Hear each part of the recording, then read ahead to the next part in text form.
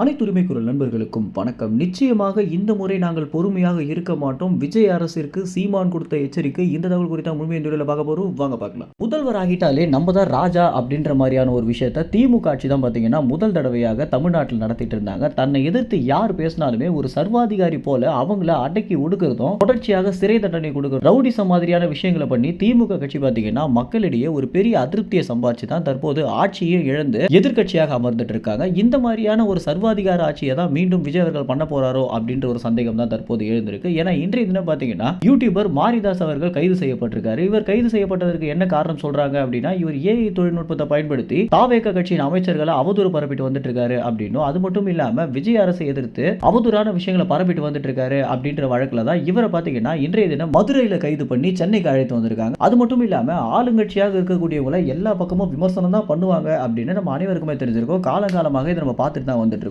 ஆனா இந்த ஒரு விஷயத்தை விஜய் அவர்கள் முதல்வராகிய பிறகு திமுக கட்சி மாதிரியே கையாளுவாரு அப்படின்னு யாருமே எதிர்பார்த்திருக்க மாட்டாங்க அப்படின்னே சொல்லலாம். ஏன்னா தாவேக கட்சியில் இருக்க பல பேர் திமுக ஆட்சியில இவங்க என்ன சர்வாதிகாரம் பண்ணிட்டு வந்துட்டு இருக்காங்க அப்படின்னு சவுக்கு சங்கர் கைதின் போதும் சரி, சாட்டை துரைமுருகன் கைதின் போதும் சரி, இந்த ஒரு விஷயத்தை தான் திமுக கட்சியை எதிர்த்து பேசிட்டு வந்துட்டு இருந்தாங்க. ஆனா இன்றைய தினம் பாத்தீங்கன்னா இவங்களுடைய வேலையை இவங்க காட்ட ஆரம்பிச்சிருக்காங்க அப்படின்னே சொல்லலாம். மாரிதாசிற்கு அடுத்தபடியாக சாட்டை துரைமுருகனை தான் குறி வச்சிருக்காங்க அப்படின்றது தெரிய வந்திருக்கு. இந்த ஒரு விஷயத்திற்காக தான் சீமானவர்கள் பாத்தீங்கன்னா இந்த முறை நம்ம நிச்சயமாக பொறுமையாக இருக்கக்கூடாது அப்படின்னு ஒரு வருடமாக சாட்டை துரைமுருகனை கைது பண்ணி சிறையில் பல்வேறு கொடுமைகளை கொடுத்திருந்தாங்க அப்படின்னு தெரிஞ்ச பிறகு கூட ஒரு ஆட்சியில் இருக்காங்க அப்படின்ற முறையில் நம்ம பொறுமையாக இருந்துட்டோம். ஆனா இந்த முறை நம்ம கட்சியில் இருக்கக்கூடியவங்களை கைது பண்ணாங்க அப்படின்னா நம்மளுடைய கட்சியின் பலத்தை காட்டியே தீரணும் அப்படின்னும், சர்வாதிகார ஆட்சி பண்ணக்கூடிய ஒவ்வொருத்தருக்குமே நாம் தமிழர் கட்சி மேல ஒரு பெரிய பயமே வரணும் அப்படின்றதா சீமான் அவர்கள் எடுத்திருக்கக்கூடிய அதிரடி முடிவாகவும் இருக்கு. அது மட்டும் இல்லாம சாட்டை துரைமுருகனுக்கு ஒரு சில எச்சரிக்கையை சீமான் அவர்கள் கொடுத்திருக்காரு. அதாவது பேசும்போது அந்த விஷயம் குறித்து உண்மைகளை மட்டுமே பேசணும், அவதூறாக பேசக்கூடாது அப்படின்னும், சொந்த விருப்பு வெறுப்பு இல்லாம விமர்சனமாக மட்டுமே இருக்கணும் அப்படின்ற ஒரு எச்சரிக்கையும் அறிவுரையும் சேர்த்து சீமான் அவர்கள் பாத்தீங்கன்னா சாட்டை துரைமுருகனுக்கு கொடுத்திருக்காரு.